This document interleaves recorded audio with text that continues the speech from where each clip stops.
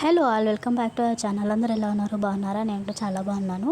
అయితే ఈరోజు మా ఇంట్లో వంట ఏంటి అంటే దోసకాయ పప్పు అండ్ వైట్ రైస్ అనమాట. సో ఇంకా దోసకాయ పప్పు కోసం అయితే దోసకాయ అన్ని క్లీన్ చేసేసి కడిగి కట్ చేసి పెట్టుకున్నాను అనమాట. దోసకాయ, పచ్చిమిర్చి, అలాగే పొట్టు తీయని వెల్లుల్లి, టమాటా, ఇంకా వంటకు అన్నీ కావాల్సినవన్నీ ముందుగానే సిద్ధం చేసి పెట్టేసుకున్నాను అనమాట. ఇంక ఇవి అన్నీ నా పక్కన నానబెడుతున్నాయి కదా అని చెప్పేసి నేనైతే పాలైతే పెట్టేసుకున్నాను కాఫీ కలుపుకోవడానికి కోసం అని చెప్పేసి.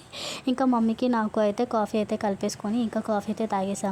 ఇంకా కాఫీ తాగేసిన తర్వాత అయితే కొంచెంసేపు ముచ్చట్లు పెట్టేసి తర్వాత అయితే ఇంకా వంట అయితే స్టార్ట్ చేసేసాను అనమాట. ఇంకా ఫస్ట్ అయితే రైస్ పెట్టేశాను, అలాగే పప్పు నానబెట్టాను కదా, మళ్ళీ ఒకసారి వాష్ చేసేసి ఇంకా దాంట్లోకి టమాటాలు, పచ్చిమిర్చి, అలాగే దోసకాయ ముక్కలు, జీలకర్ర, పసుపు వేసేసి ఒకసారి బాగా కలిపేసి కుక్కర్ పెట్టేశాను అనమాట.